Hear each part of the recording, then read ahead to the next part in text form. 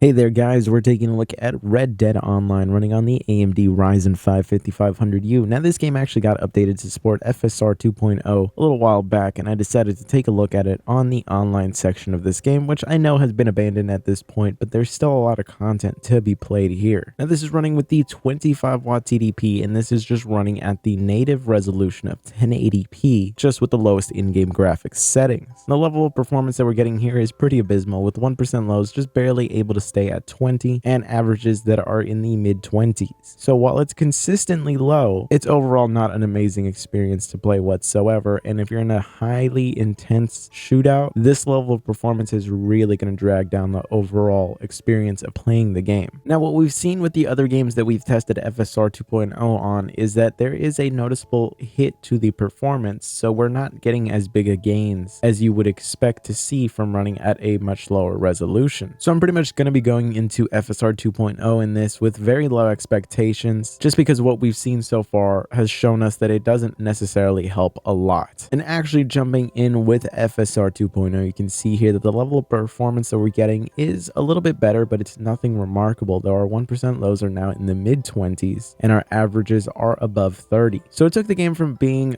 pretty much at the edge of playability to putting it at a point where it's slightly above playable, where I think if you're someone that grew up playing Red Dead Redemption on the PlayStation 3, you're more than likely very familiar with this level of performance. Now, as usual, FSR at the lowest settings really does do some damage to the visual quality of the game, so it definitely doesn't look as good as native, but the level of performance that we're getting here is at least welcome compared to where things were at the full 1080p resolution. It's really around what I was expecting to get from FSR 2.0 really, where it is a bump in performance, though not a substantial one. At least this time around it does bump us up to a level where I consider it to be noticeably more playable, though still at the edge there. But that does leave me wondering what would happen if we just drop the resolution down to say 720p and run the game like that instead of using FSR, if that could actually boost the performance in comparison to FSR and if it would look any worse. So dropping things straight down to 720p with no FSR actually did end up giving us some pretty noticeable performance uplift, in the sense that the 1% lows were pretty much staying consistently above 30, with averages almost getting up to the 40 range. Now, another thing to note is that the game itself is, while running better than FSR, in a lot of ways it also does look better than FSR, because FSR does tend to make the edges of pretty much anything in motion very fuzzy at the lower settings. So on this APU, it might not be a bad move to just play the game at a lower native resolution and not even mess around with FSR. Now, of course, this is very specifically more towards APUs than anything else. More than likely, if you're on a dedicated graphics card, then FSR is going to give you more of a benefit than a hit to the overall performance here. But at least from what I can see here, dropping down the resolution down to 720p with the 5500U actually nets us a nice increase in terms of performance in comparison to just using FSR at the full 1080p resolution.